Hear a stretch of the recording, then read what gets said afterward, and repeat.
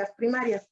Al final del día, gran parte de las enfermedades que vamos a ver tienen un contexto de compromiso vascular, chicos, como vamos a poder observar en el desarrollo de nuestras actividades.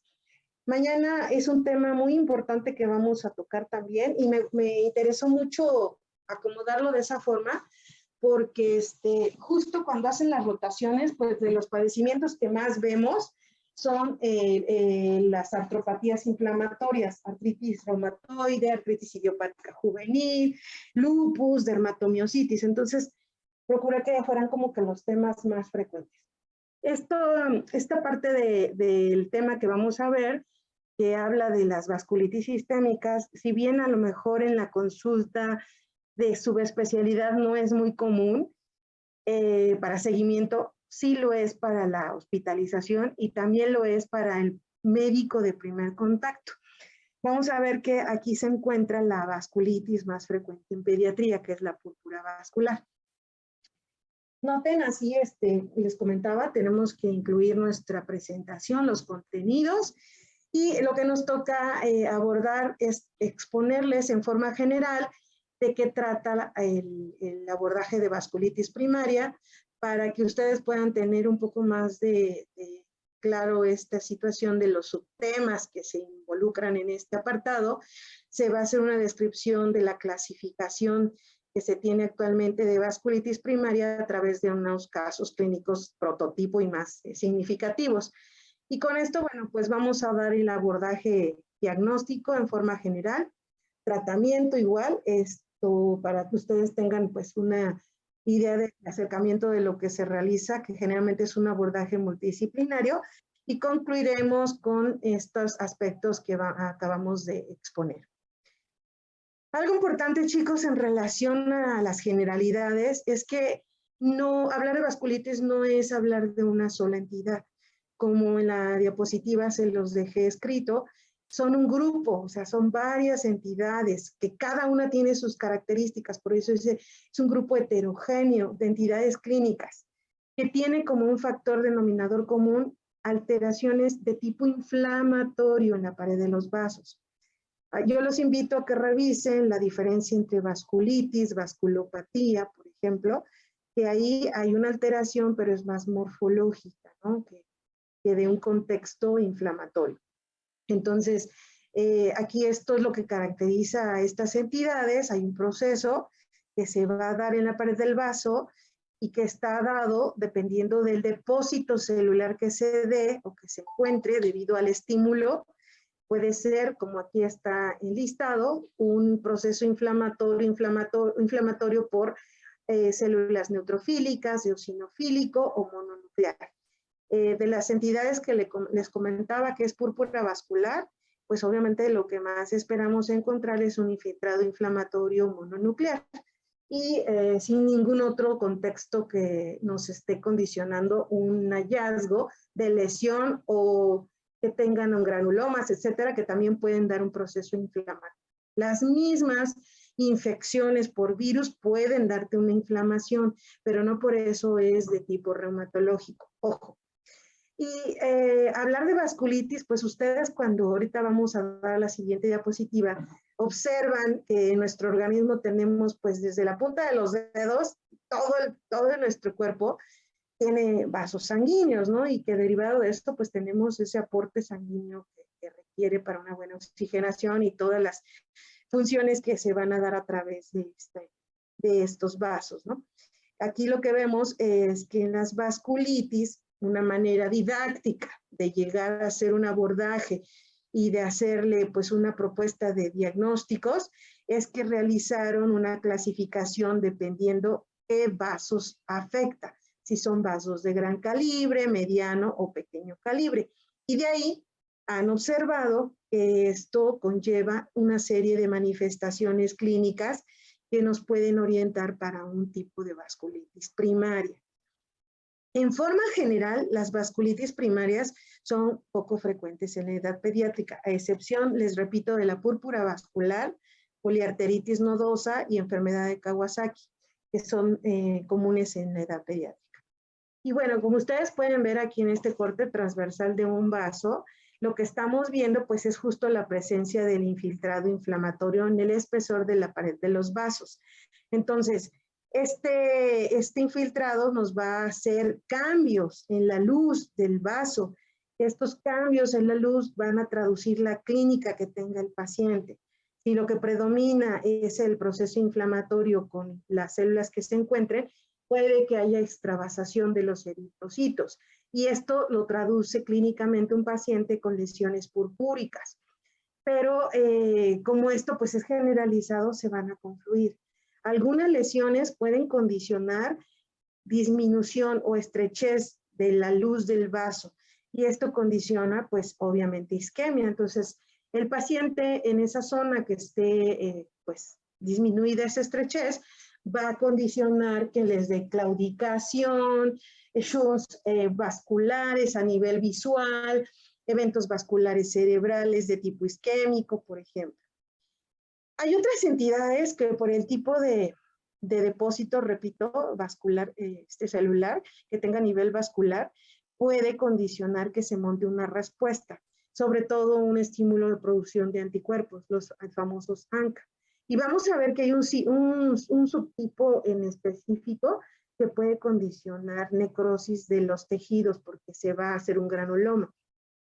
Ahí, bueno, pues va no solamente a requerirse una microscopía de luz, sino vamos a requerir que estos hallazgos histopatológicos se realicen con inmunofluorescencia, complementación de anticuerpos, pero en forma general con estos datos que les acabo de comentar, el hecho de cambios con infiltrado celular en específico, puede ser neutrofílico, eosinofílico, mononuclear, pueden condicionar que se trate de una vasculitis primaria. Hasta ahí, ¿no? Estoy diciendo, tiene inflamación en la pared de los vasos, pero ¿cuál? De todas las entidades. Para hacer un poco más didáctico esta situación, se hizo un consenso, el consenso de Chapel Hill. Este consenso ya se revisó, se han hecho nuevas aportes para que se enriquezca un diagnóstico más oportuno. Y bueno, pues es de lo que les voy a hablar en forma general, tanto de niños como de adultos. Y bueno, la clasificación te da, a grosso modo, les recuerdo, vasculitis de vasos grandes, vasculitis de vasos medianos, y te ejemplifica cuáles son, y vasculitis de vasos pequeños, ¿no? Ahorita vamos a quedar un poquito con los casos más claros en relación a que, como aquí nos comentan, los vasos pequeños nos requiere pues ya el compromiso de arteriolas, capilares y vénulas, ¿no? Son elementos más pequeños. Sin embargo, esto es didáctico, chicos. Al final del día hay vasculitis primarias sistémicas, como su nombre lo dice, van a dar sintomatología, a lo mejor una vasculitis primaria no se, de vaso pequeño, no se queda nada más con el compromiso a órganos que tienen circulación de ese tamaño, sino puede tener compromiso ya a vasos medianos. Entonces, hay que tomar en cuenta que esto nada más es didáctico, es una manera de acercamiento para los diagnósticos. Hay grupos de estudio que se dedican pues, a ver cómo se comportan estas enfermedades reumatológicas en los niños. Y bueno, hay varios grupos. Tenemos el grupo europeo, que es el famoso EULAR. Tenemos el famoso grupo de Printo, que es el italiano, y aquí está el español.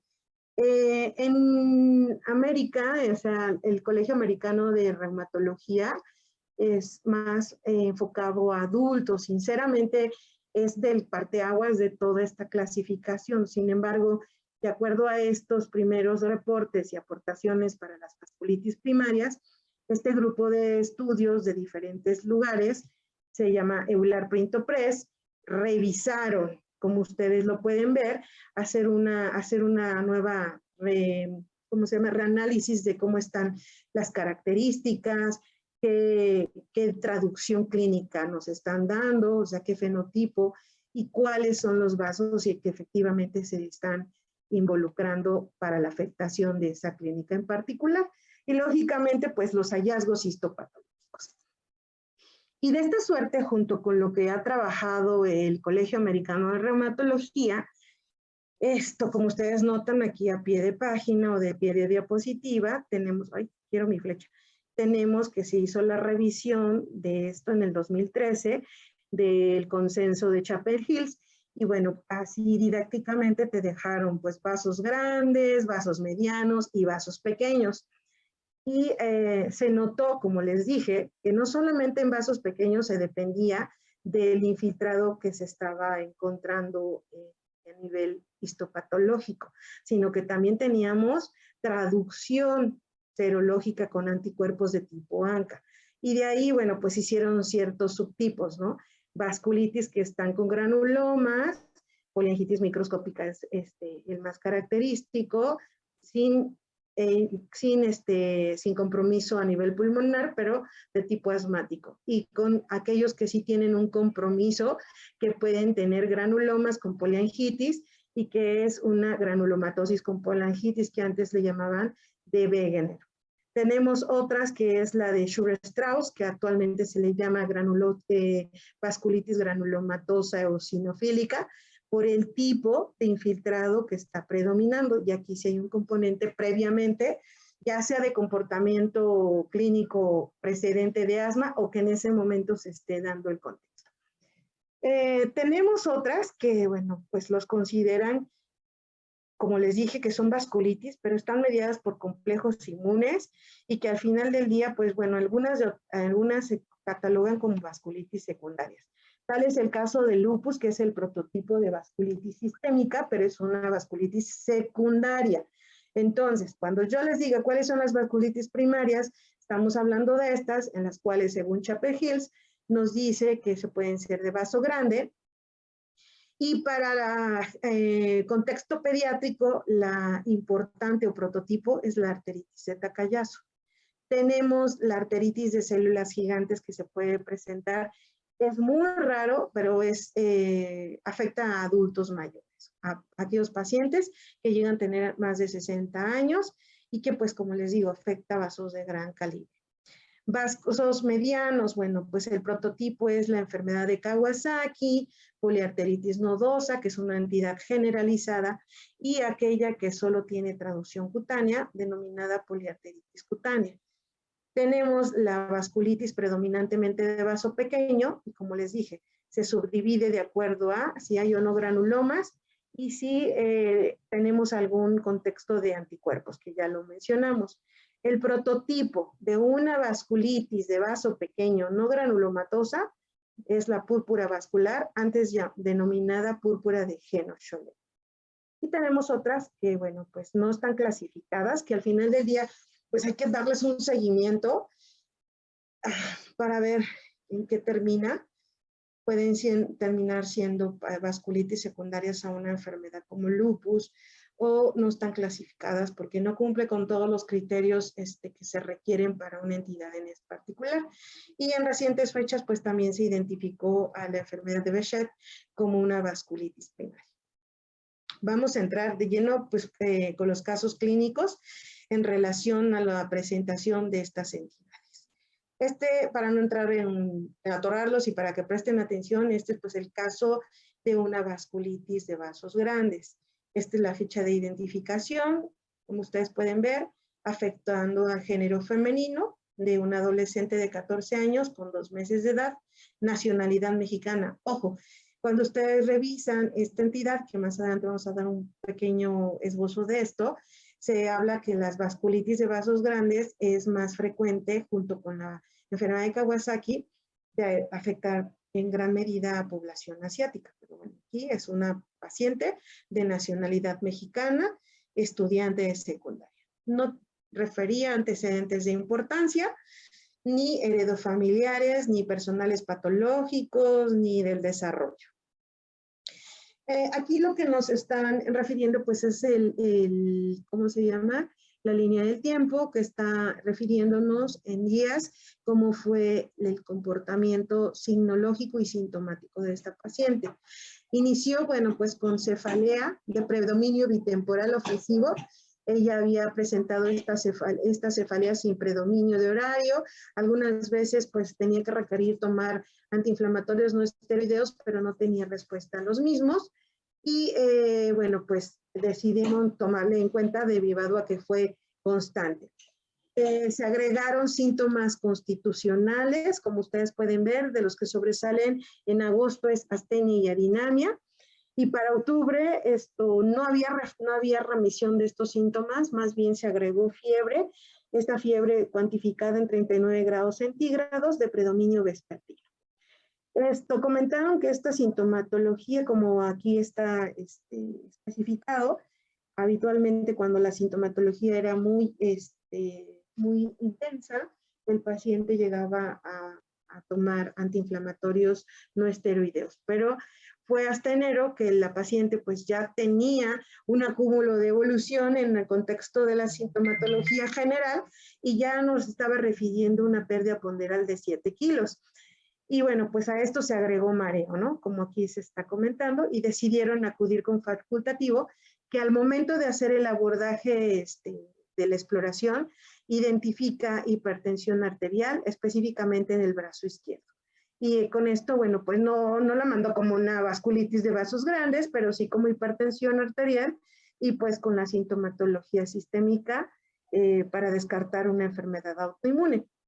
Aquí en el hospital de zona nos dejan entredicho que pues el paciente con el enfoque de que era algo más cardiovascular, se le hizo el abordaje por cardio, quien fue cuando revisaron pues desde un punto de vista más específico los pulsos periféricos y encontraron disminución de los mismos. Esta entidad, entre paréntesis, cabe hacer mención que anteriormente tenía como el epónimo de la enfermedad sin pulso o prepulso, justo por lo que les comentaba. Estos cambios vasculares de estrechez de la luz o estenosis conllevaba a la ausencia de los pulsos. Y dependiendo de la zona en la que estuviera afectando, pues podía condicionar una hipertensión renovascular que condicionaba, como en esta paciente, la hipertensión de difícil control. Lógicamente ya el cardiólogo pues tiene un poco más de enfoque de esta situación, hipertensión, pulsos ausentes o disminuidos, y los hallazgos de que el corazón pues estructuralmente estaba bien, decidieron ya enfocarlo como una probable vasculitis de tipo primaria y se hizo el envío ya directamente para reumatología pediátrica. Como ustedes pueden notar en sus signos vitales, nos dejan bien claro que no tenía fiebre, pero sí se identificó en el brazo izquierdo pues una presión arterial de 140/75 milímetros de mercurio. Algo importante dentro de los criterios para el diagnóstico es que tengamos diferencia de presión arterial de igual o mayor de 10 milímetros de mercurio, tal como se muestra. Entonces, una de 120 en brazo derecho y brazo izquierdo de 140. En la exploración física, la paciente pues estaba despierta, no se le identificó una facies específica, ectomórfica, perdón ahí con la F, sin estigmas cutáneos, pulsos periféricos disminuidos, como ya habíamos referido, pues el precordio estaba normodinámico, campos pulmonares sin alteraciones y todo el resto sin algún hallazgo en específico durante la exploración física. Sin embargo, con la sospecha diagnóstica de una vasculitis de vasos grandes, se decidió ingresar para realizar protocolo de estudio. Y como notan ustedes, algo importante dentro de la biometría es que encontramos una ligera elevación de los leucocitos, pero sin afectación directamente de la cuenta celular, tanto de los neutrófilos como de los linfocitos. Y ¿alguien sabe cuál es el valor normal de la velocidad de sedimentación globular?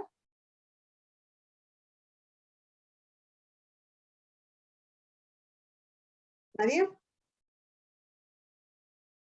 Ok, dijimos un poco a grandes rasgos en nuestra clase de laboratorios que la velocidad de sedimentación globular dependía, tienen que estar leyendo chicos, dependía mucho inclusive del género, de la condición de salud del paciente y si estaba o no embarazado, pero pues este es un paciente pediátrico, arriba de 20 milímetros por hora es elevado. Entonces, velocidad de sedimentación globular de 35, pues nos habla de que ese reactante de inflamación está alto. El conteo plaquetario máximo es de 450 y aquí nos están refiriendo de 578. Entonces ya tenemos algunos otros datitos que nos están hablando de un proceso inflamatorio sistémico. Como ustedes pueden notar en los estudios de la química sanguínea, aquí hay que ver, se salía ligeramente del valor. Recuerden que les dije que tienen que ver el valor de referencia de la proteína C reactiva. Aquí máximo era de 5, y ella reportó 5.2, nada en específico. Y en el examen general de orina no se encontró alteraciones en el sedimento. La tomografía se refiere que sí encontraron una imagen arrosariada, como ustedes pueden ver en la emergencia, que aquí diría ya pues la silueta del riñón, del lado derecho, y bueno, pues vean cómo está. Eso es algo muy característico de esta entidad, como da zonas de estrechez segmental, es decir, puede que no afecte todo el trayecto del vaso, sino solamente el segmento en donde se esté dando el proceso inflamatorio, pues vamos a dar una imagen arrosariada también. Esto se concluyó con que se trataba de una vasculitis de vaso grande, de acuerdo al criterio mandatorio. El criterio mandatorio es que ustedes se encuentren dentro de un contexto clínico anormalidades en los vasos. Lo idóneo sería que se le realice una angiotomografía. En su defecto puede ser una angioresonancia. Aquí, bueno, pues lo más frecuente, como ahorita vamos a ver, es que se dé más en tórax superior. Entonces, ahí esto se da porque la aorta es la que está más afectada junto con sus ramas. Y puede haber otras ramas, vasos con ramas que se van a derivar afectando la pared del vaso, condicionando la estrechez o condicionando la dilatación o la formación propiamente dicha de la pared, que dé la formación de aneurismas de diferentes tamaños. Y esto pues lo vamos a evidenciar a través de este estudio de imagen. Esto tiene una sensibilidad y especificidad muy importante, como ustedes ven, y por eso es el criterio mandatorio. De ahí, bueno, puedes tener, como dice aquí, diferentes, por lo menos uno de los datos, y de estos 5 criterios, que sea la disminución de los pulsos, ya sea que tenga ausencia, disminución o diferencia de los pulsos periféricos, o historial de claudicación, que se traduzca con dolor muscular focal inducido durante la actividad. Puede llegar a tener hasta una especificidad del 99%. Igual la diferencia de la presión arterial hasta el 99%. Soplos, por eso les digo derivado de la resistencia que tiene, pueden oírse solamente a la auscultación de las grandes arterias hasta un 99% de especificidad. Y lógicamente, pues graficar si este paciente se encuentra su tensión arterial por arriba de la percentil 95 para la talla, pues se da un acercamiento muy específico para esta entidad. Los reactantes de inflamación, pues lo que nos hablan más bien es que todavía nos estamos encontrando ante un proceso agudo. Y bueno, pues podemos tomar en cuenta la velocidad de sedimentación globular, como aquí nos está señalando, los criterios diagnósticos, o bien la proteína C reactiva de acuerdo al valor de referencia que se salga de él. ¿Preguntas, chicos? De mi parte no, doctora. Por ahorita no, ok. Entonces, esto, pues como ustedes pueden ver, no es un padecimiento que ustedes de entrada, pues con la sintomatología sistémica que les dije, retomando lo que expusimos en los signos y síntomas de sospecha de una enfermedad reumatológica, más del 90% son inespecíficos. Entonces, cuando no encuentres pues una explicación y se van agregando más síntomas, o es algo oncológico o es algo reumatológico, no hay vuelta de hoja. Aquí, bueno, otro caso, nombre del paciente, AOG, que es un pacientito lactante, 11 meses de edad, género masculino, mexicano de nacionalidad, sin antecedentes heredofamiliares como nos están refiriendo aquí. Y el paciente, pues es producto de la gesta 1, de madre de 22 años de edad, que cursó con amenaza de aborto. Y bueno, aquí, ojo, aborto y luego de parto prematuro en el 5º mes del embarazo. Aquí fue un pequeñito error que lo íbamos a corregir. Y bueno, pues el paciente culminó finalmente de término y con peso adecuado, talla adecuada, la Apgar no recuerda, pero egresó a binomio. El paciente, dentro de su padecimiento, como lo estamos observando, lo que detonó inicialmente pues fue la fiebre, inicialmente de 38 grados, se volvió de ser intermitente a continua, de difícil control, se tuvo que manejar con antipirético Y bueno, pues como no respondía porque no había predominio de horario, y por la sumatoria que tiene de los datos, tuvo inyección conjuntival no supurativa bilateral, decidieron, bueno, pues acudir a médico. Durante su evolución se agrega también lengua en fresa, como ustedes pueden notar. Esta presenta 4 días posteriores del inicio de su padecimiento, y exantema en manos y pies. Exantema lo refirieron macular, no pruriginoso en manos y pies 5 días después al inicio del padecimiento.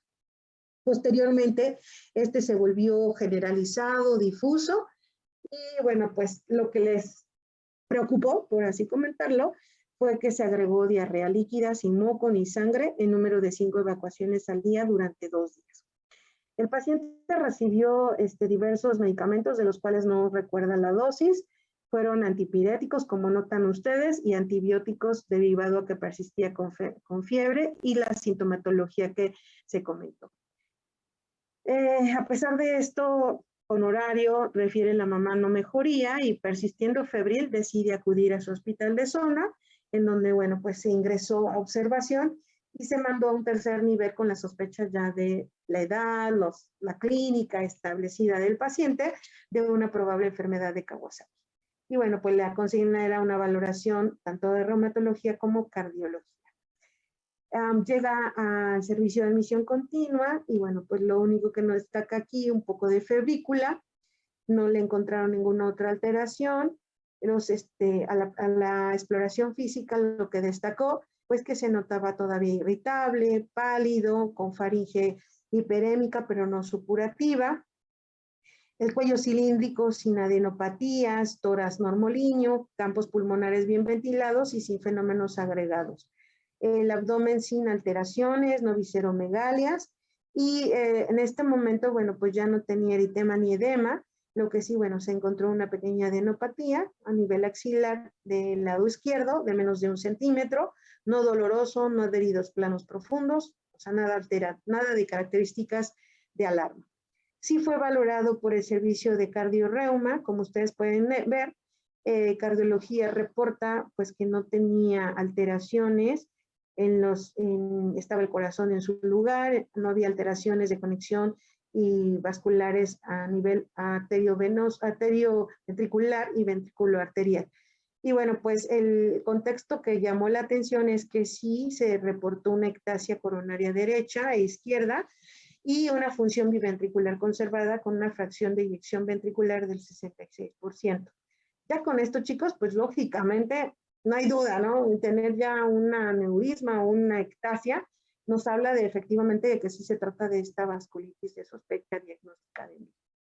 Y se revisaron y pues Reuma confirma que sí cumple con criterios para enfermedad de Kawasaki.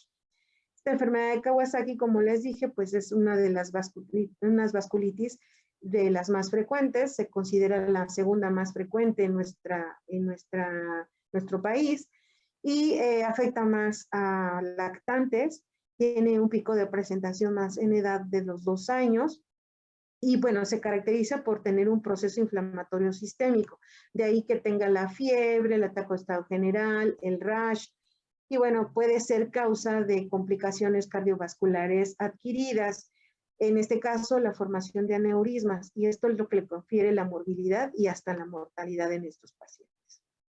Y bueno, lo que nos refiere a los criterios de Euler-Pinto-Press es que el criterio mandatorio deba de estar presente con el antecedente de fiebre igual o mayor a 5 días, con las características que ya comentábamos, es decir, que lo corroboremos, que sea sin predominio de horario, difícil control continuo, más 4 de los siguientes criterios. La afectación conjuntival no supurativa bilateral, o sea, la hiperemia conjuntival, que tenga linfadenopatía, lo más característico es cervical, puede ser uni o bilateral. El rash polimorfo, que ya comentamos, en los niños pequeños puede ser nada más localizado en la región perianal, en los más pequeñitos, y te puede confundir a que se trate de una dermatosis de la zona del pañal, porque está muy localizado a esa zona. Y pues bueno, los cambios en la mucosa, ya les comentaban, tanto conjuntival como la mucosa oral, Entonces es obligado ver cómo está la lengüita, si está la faringe hiperémica, si hay eritema o fisura en los labios. Y los cambios en las extremidades es que en fase aguda, ustedes pueden notar que se ven las manitas o los piecitos como gorditos, como hinchados. Y en fase convaleciente, una de las características que se ha notado es que los pacientes pueden llegar a tener descamación en colgajitos, o sea, sí es importante, lo observa bien y lo identifica el familiar, pero no deja cicatriz. Aquí para retomar lo que les acabo de comentar, generalmente pues la fiebre se presenta en los primeros 5 días, puede llegar a durar en promedio 10 días, pero dependiendo de la respuesta inflamatoria, lo que puede persistir es justo la fiebre y es el que nos va a dar, junto con el comportamiento bioquímico de los reactantes de inflamación, los lineamientos o las pautas para decidir qué tratamiento va a recibir. Entonces aquí nada más para que observen los datos que pueden presentarse en estos pacientes y la descamación que les comentaba, que se observa en una fase convaleciente. Se ha notado y se ha considerado como un reciente criterio de inclusión para el diagnóstico de una enfermedad de Kawasaki, la induración o la supuración en el sitio de aplicación de la vacuna de Calmet-Guerin y hacen una BCG-itis, como se observa aquí. Entonces, el hecho de que esté este dato presente y no tengamos a lo mejor los otros elementos que comentamos, ya nos hacen el diagnóstico, chicos. Inclusive había 2 conceptos que se habían manejado ahí, que es el de enfermedad de Kawasaki atípico o enfermedad de Kawasaki incompleto. Dependiendo, obviamente incompleto, en aquellos que no cumplan con los criterios para el diagnóstico de los que nos habían mencionado. Y el atípico es aquel que se presenta con una afectación a otro órgano o sistema que no está mencionado dentro de los criterios diagnósticos de Ullard-Ortoped. A lo mejor tiene una afectación al sistema nervioso central, hacen una uretritis aséptica, es decir, tienen alteraciones en el sedimento urinario con leucocituria, perdón, y sin depósitos de bacterias o de alguna otra índole, ¿no? Y bueno, esto lo traducen por el proceso atípico que llegan a presentar estos pacientes. El caso clínico 3. Bueno, ¿alguna pregunta, chicos? No, doctora. Entonces, todo bebé que llegue con fiebre y todos estos datos Kawasaki están a demostrar lo contrario. Y les decía, en el continente asiático es la primera causa de fiebre en sus pacientes. Entonces, esto es, como les dije, Kawasaki está a demostrar lo contrario y no pensar como de primera instancia en rubiola, ¿qué es lo que más pone? ¿No? Rubiola, sarampión, o como por ejemplo le pone. Doctora, escarlatina, mande. ¿Cuál es el pronóstico de estos pacientes? Bueno, como cuál es la edad de... Bueno, porque dice que una de las complicaciones, bueno, por lo que se pueden morir es porque forman aneurismas y todo este tipo, ¿no? Exacto. Si no desarrollan aneurismas, si no tienen compromiso vascular cardiológico, le va bien. O sea, no pasa nada. Queda como el antecedente, ¿no? Si por el contrario el paciente desarrolla aneurismas, va a depender el tamaño, se clasifican de acuerdo al score Z que tenga del tamaño esperado de los vasos, o sea, los grafican. Y ven, bueno, este niño tiene 2 años, el tamaño esperado de esta pared o de este aneurisma es de 3 milímetros. Es un aneurisma pequeño, puede ser mediano, y más de 8 milímetros es gigante, y ese es riesgoso. Como pudimos ver, en la pared de los vasos sanguíneos son pues tubos, ¿no? Como mangueras. Pero esos tubos, como un globo, pues lo inflas y queda un chipote, ¿no? No sé si han llegado a ver algunos salientes de esos globos que le pueden conferir que la pared esté más delgadita. Y así le pasa a los vasos sanguíneos. El riesgo es que ahí se coloquen plaquetas, se secuestren células de este tipo, formen trombos, o bien esa pared se reviente. Y entonces, pues, tú ya estarás pensando el desenlace, ¿no? Entonces, si hay aneurismas gigantes, el paciente obligadamente se le tiene que realizar un cateterismo, estimar el tamaño y número de los aneurismas. ¿Para qué? Para sesionarlo y junto con cardiología intervencionista valoran las opciones de tratamiento. Esos pacientes ya de por vida, o sea, la verdad es que sí es gigante, pueden disminuir el tamaño, pero no se van a quitar. Entonces van a tener que utilizar antiagregantes plaquetarios de por vida, van a tener que pues estar valorados por cardio para ver cómo está la función cardíaca en forma y de forma intermitente pues estarles dando el seguimiento con estudios de imagen para ver cómo se está comportando. Hay alternativas cuando se forman aneurismas. Los pacientes desde el punto de vista de intervención hacen o shunts o les colocan stent o les colocan, pues aquí no lo hacen, sinceramente, pueden realizar injertos de esto, o sea, la literatura te dice que hay opciones. Ahora, en donde el paciente sea abordado y tenga esas opciones de apoyo médico, pues es lo que a lo mejor también va a tener el pronóstico. Pero ya de entrada, el que tenga aneurismas, pues es de mal pronóstico. Hago un paréntesis, chicos, algo muy importante actualmente y que me gustaría que sí quede muy claro. Recuerden, fiebre de más de 5 días generalmente afecta a lactantes, género masculino es el más afectado, porque ojo, con este contexto epidemiológico que estamos viviendo, chicos, pues uno de los datos más importantes clínicamente hablando de COVID es la fiebre, ¿no? Entonces, fiebre, pueden hacer inyección conjuntival hiperémica, pueden tener el exantema y algo que afecta a estos pacientes, pues lógicamente también es el contexto cardiovascular y llegan a desarrollar aneurismas. Entonces, dentro de esta entidad se ha clasificado que pueden tener COVID-like Kawasaki. Pero aquí hay una etiología infecciosa, que es el que tenga el antecedente de infección o lo esté cursando de una infección por SARS-CoV-2, ¿sale? Entonces, pues aquí sí se usa inmunoglobulina y toda la situación que también se les da en pacientes con Kawasaki, pero el comportamiento que se debe de revisar y de ver de impacto abarca otros órganos, como el riñón, ¿no? Ustedes ya bien lo saben, y darle monitorización al dímero D, transaminasas, etcétera, cosa que en Kawasaki no pasa. ¿Sí me explicó? Creo que sí. Sí, doctora. Gracias. Ok, chicos, siguiente caso. Este es un paciente con siglas MSDI. Es un paciente que tiene 10 años de edad y, bueno, pues nacionalidad mexicana. Algo importante que es testigo de Jehová, que, bueno, en estos casos sí es sobresaliente, porque tuvo un contexto de sangrado. Ahorita lo van a ver. Entonces, el paciente empezó con lesiones de tipo purpúricas, con las características esperadas de un síndrome purpúrico vascular, menores de 1 centímetro de diámetro, confluentes, bordes palpables, eritematoviolaceas y que no desaparecían a la digitopresión. Es lo característico. Y la característica también, pues, es que se presentan en pantalón, o sea, de la cadera hacia abajo. Es lo más frecuentemente esperado. Y bueno, dado que estas lesiones no se quedaron nada más ahí, sino que fueron confluyendo, se incrementaron en tamaño, entonces el paciente fue llevado a su hospital de zona. Y ahí, bueno, pues con la edad, la característica de presentación, se catalogó como una púrpura vascular con afectación cutánea.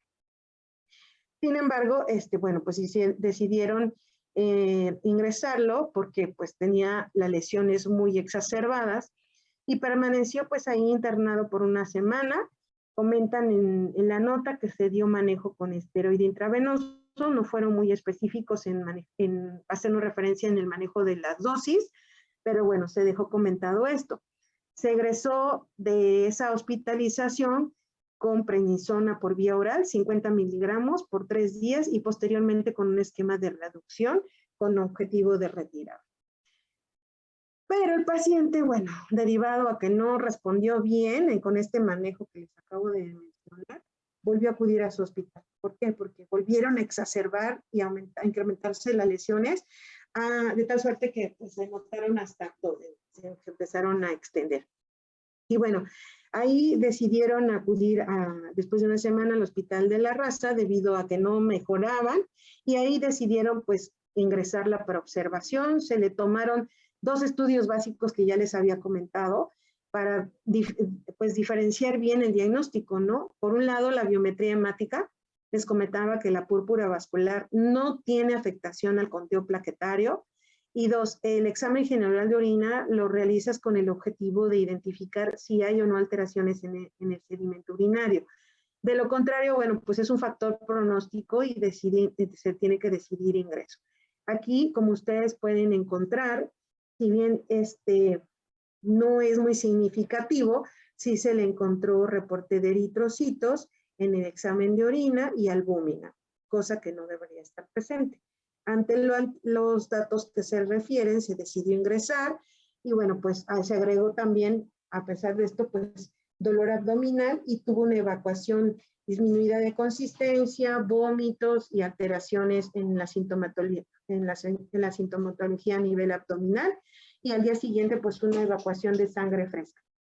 Entonces decidieron, bueno, pues ingresarse para ampliar el protocolo. Aquí ustedes noten todos los estudios del laboratorio y bueno, pues se les está complementando para identificar que no se trate de alguna otra entidad donde se dé un síndrome vasculítico. Y bueno, pues tiempos de coagulación bien, se le realizó determinación de complemento, C3, C4 está normal, anticuerpos antinucleares y anti-DNA negativo. Y con esto pues se corroboró que sí se trata de una púrpura vascular. Perdón chicos, permítanme.